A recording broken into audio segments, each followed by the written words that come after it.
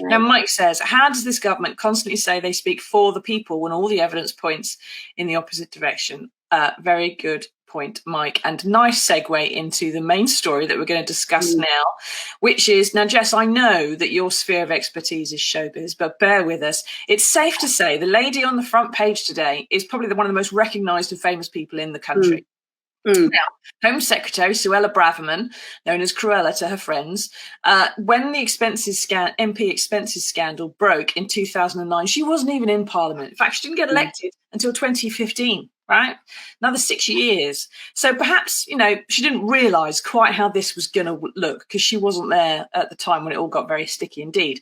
Speaking from your showbiz perspective, Jess, before we go into the detail of this story, this is basically a very high-profile person getting the taxpayer to fund their energy bill in the middle of an energy crisis.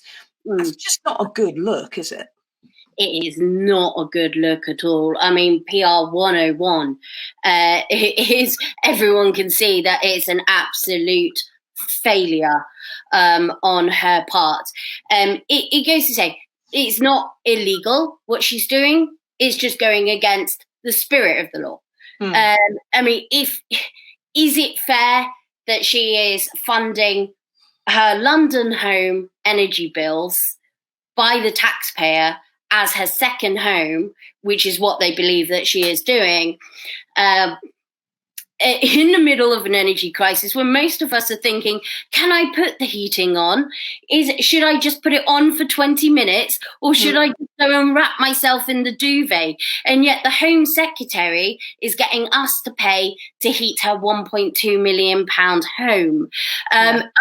The incendiary sort of feelings that sort of kind of sums up where we all are with the current sort of the government here and what's been happening in recent years with the sort of, we've had Partygate, we've had all these, we've had all the cuts, we've had the stuff with Matt Hancock. It turned out of what they were doing was unlawful.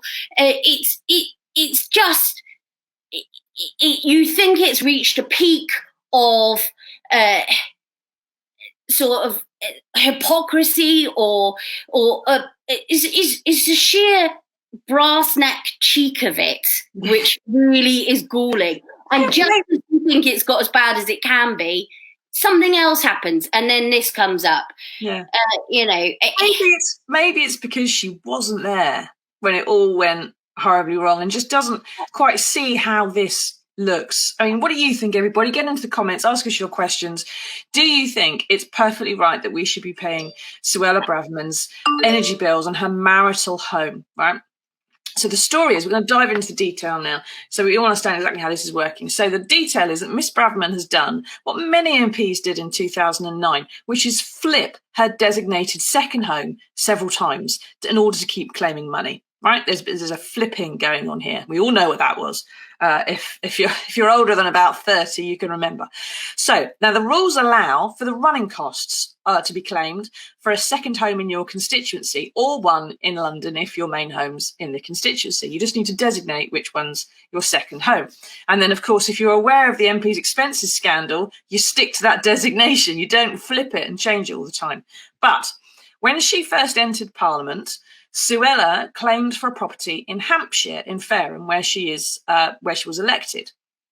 But a bit later, it turns out that her parents bought a home in the same area, and Suella now lives there rent-free. So she has a rent-free second home in her constituency, and that has been confirmed. So after that happened, she then switched her designation for the second home to be the marital home, which is in Hertfordshire, more than 100 miles away, where she lives with her husband and her 2 young children. And that is definitely the family home. There is no question about it. And she is claiming for the energy bills on that second home. Now, she could, if you're being reasonable, Jess, what she could have done is perhaps claim for the energy bills on the home in Hampshire, which her parents bought, because that's within the rules. You're allowed to claim the energy costs, right? She's incurring those costs because she's the local constituency MP.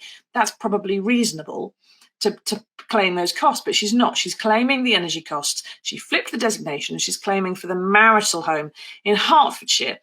In the past 5 years, she's claimed £5,000 a year, a total of 25 grand from flipping her properties in this way. Now, as you said, Jess, this is technically within the rules, just about, but it stinks, doesn't it? It really does. I mean, she's been talking about cracking down on the so-called benefits culture that she keeps going on about, which, I mean, it's a bit rich, isn't it, when she's doing something like this? I guess she can afford to be a bit rich when you're claiming 25,000 in 5 years.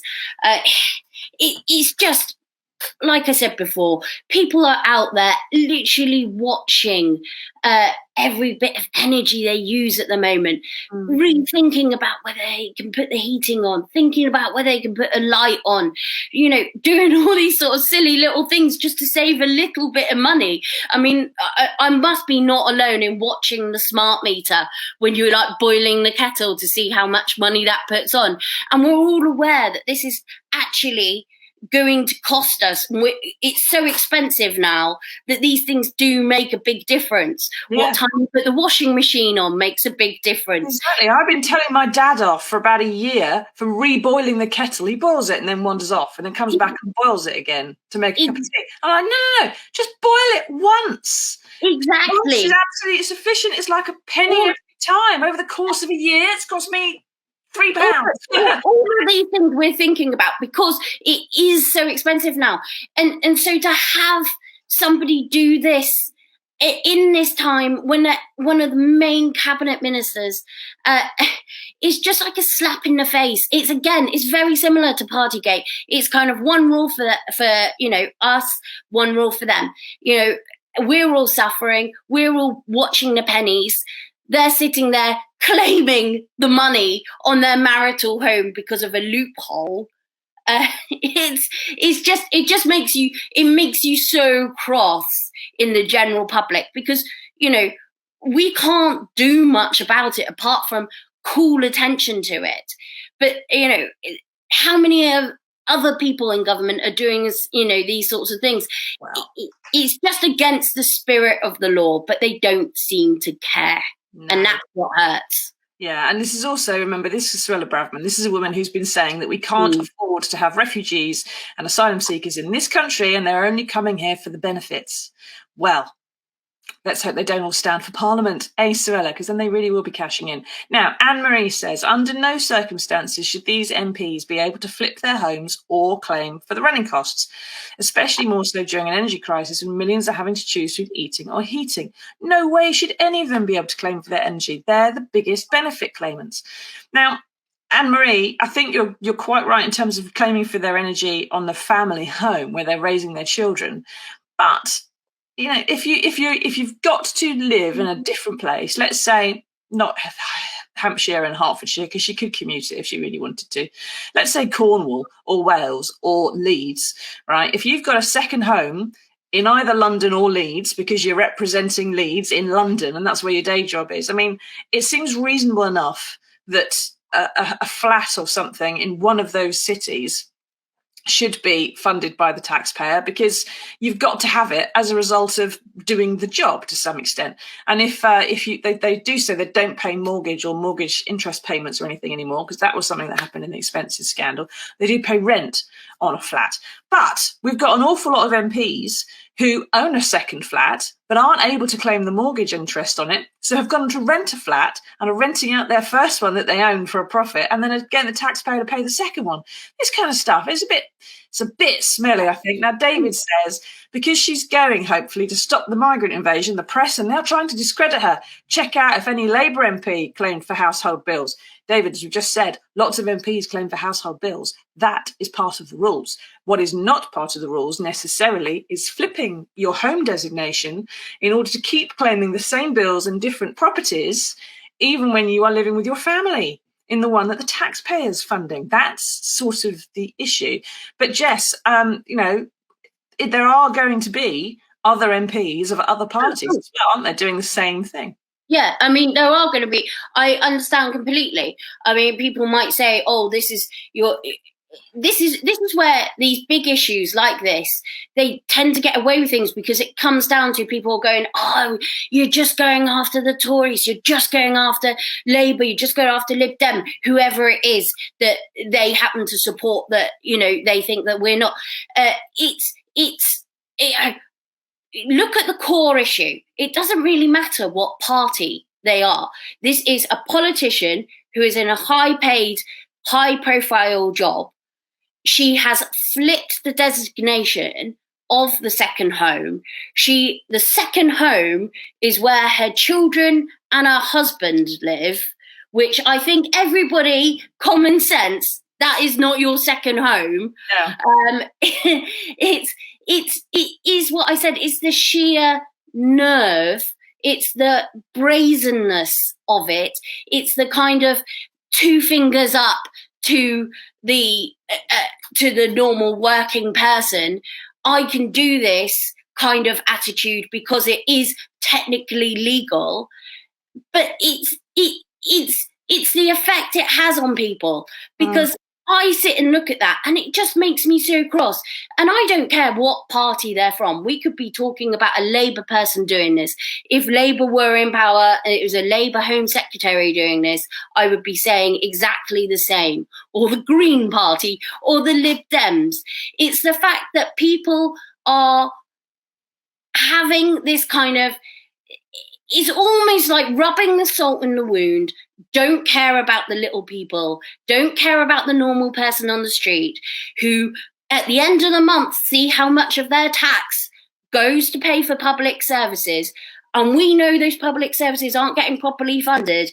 And yet there's people there taking the mick with what they can claim, getting away with it, going around the rules.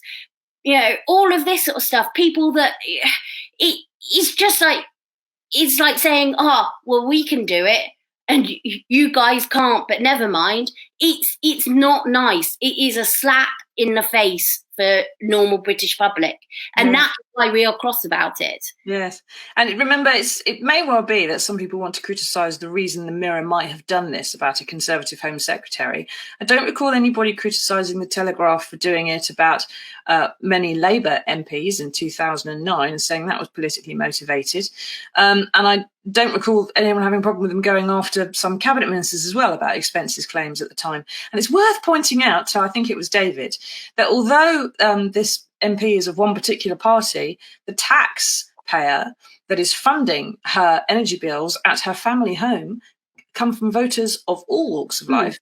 Labour and Tory voters alike are funding her energy bills at her family home. If you're all right with that, then do get back into the comments and let us know that you're all right with that. It does seem a bit much for it to be happening at the family home. It should be the constituency home, in which case we wouldn't have a story. We wouldn't be able to criticise her for this. We'd have to find something else, wouldn't we? I wonder what on earth we could do. Now, keep asking your questions, everybody. What do you think about Suella flipping her home like this? Do you think that there are other issues which are more important? Do you think this is something which perhaps other MPs are going to be found guilty of as well? Because we've got a former watchdog, parliamentary watchdog, Alistair Graham in the paper, who says it looks like an attempt to game the rules. He's saying here, it looks like they've obviously tried to stay within the rules, but it looks like it doesn't look good. Do you think he's right there, Jess? I think I'm asking a leading question, but I do, and I saw his comments on this.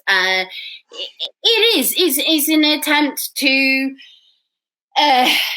it's an attempt to make the rules work the hardest they possibly can for you. And I'm sure we've all been there, but not with the taxpayers' money. There's bending the rules, and then there's fine. It's within the rules. It's just not really within the morality of the rules, is it? The morality is what we're talking about here to a large extent. So now, as there's in the paper, there is a source close to Miss Braverman. She's offered no official comment, but a source close who is trying to defend it on her behalf, says this is completely private matter. No, it isn't. It's being publicly paid, mate, and your stuff.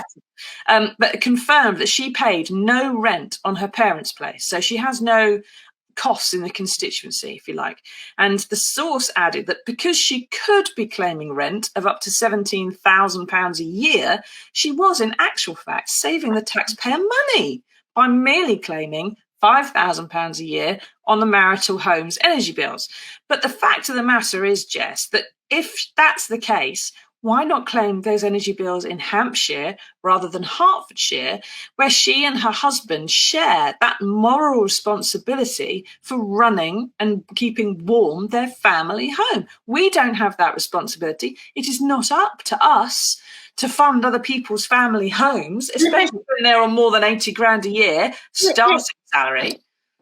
Plus, she gets an additional about 70 grand, 67 grand on top of her 84 grand that she gets for being an MP from other earnings per year. So, I mean, she's hardly on the breadline, is she? No. When we're looking at the poor nurses and the teachers who are out striking, who are living on a paycheck that leaves them very little at the end of the month after tax, which has gone to pay her energy bill, it's just galling. It's galling, actually, is what this is. And I'm not, it doesn't matter what political party they're from. I would say about whoever was doing something like this. It's galling. It's very elitist kind of attitude of, well, I can do it. I could get away with it. To turn around and then say, well, it would cost me £17,000 in rent to stay at my parents' home. She's not renting her own home there. She's staying with her parents when she goes there. That asks other questions. I don't know how often she's there. Well, we've checked that out. It's in the story. Her mileage claims show that she claimed for mileage to the constituency 3 nights a month, although she says she was there more often and just didn't claim mileage. 3 nights a month. Anyone that's going to be charged £17,000 rent by their parents for 3 nights a month is either living in a castle when they go up there, or they've got some very stingy parents. I mean, obviously, no one's going to get charged rent by their parents for 3 nights a month, one would think. So, No. I mean, it's a ridiculous argument in the first place, what she's trying to say.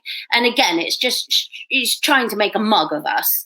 Exactly. It's worth pointing out her salary as a minister and a home secretary is about £150,000 a year. All right. And that works out to about £12,500 a month.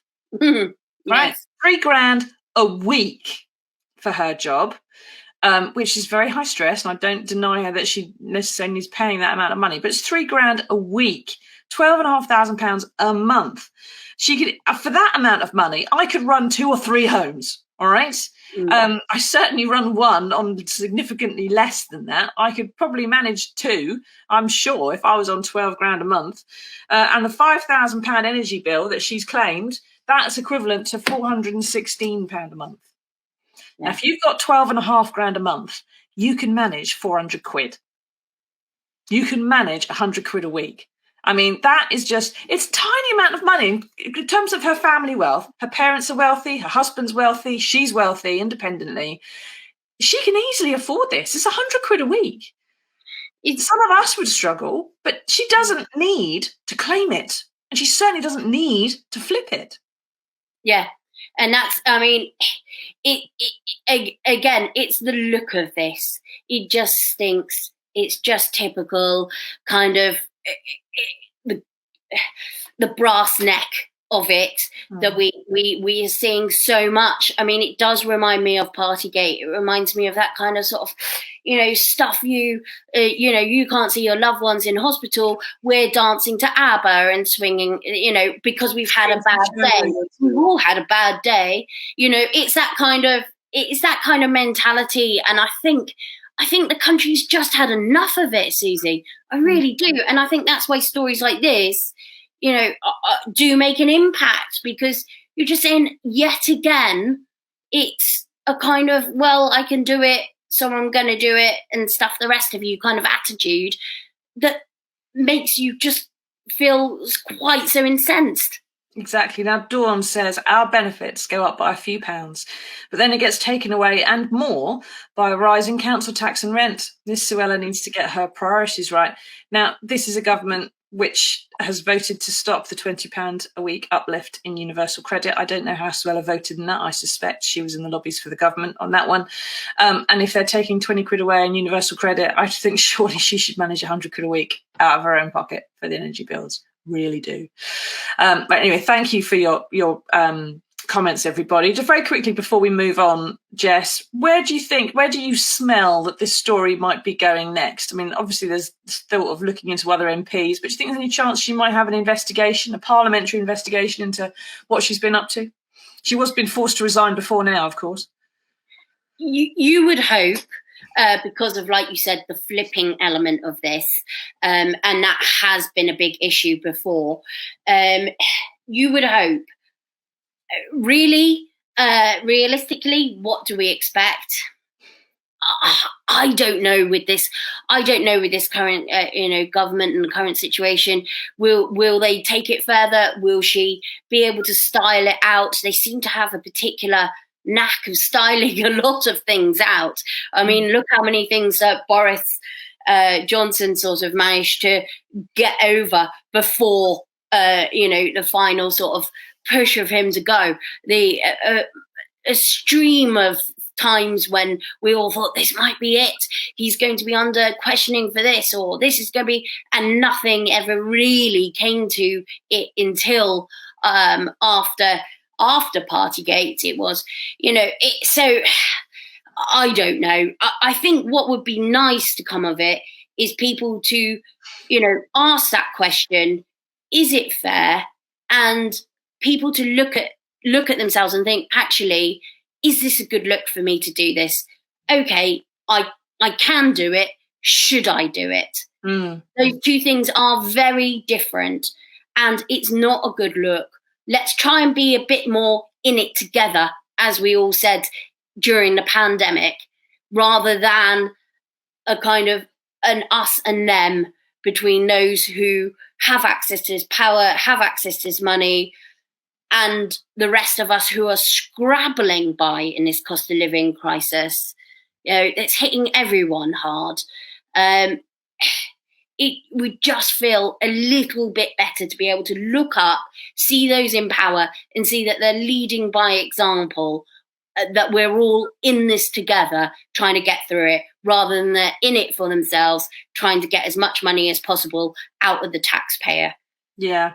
Thank you for that, Jess. We'll have to sort of see how things go, I don't suppose. What do you think, everybody? What do you think Suella should do about this? What do you think ought to happen next?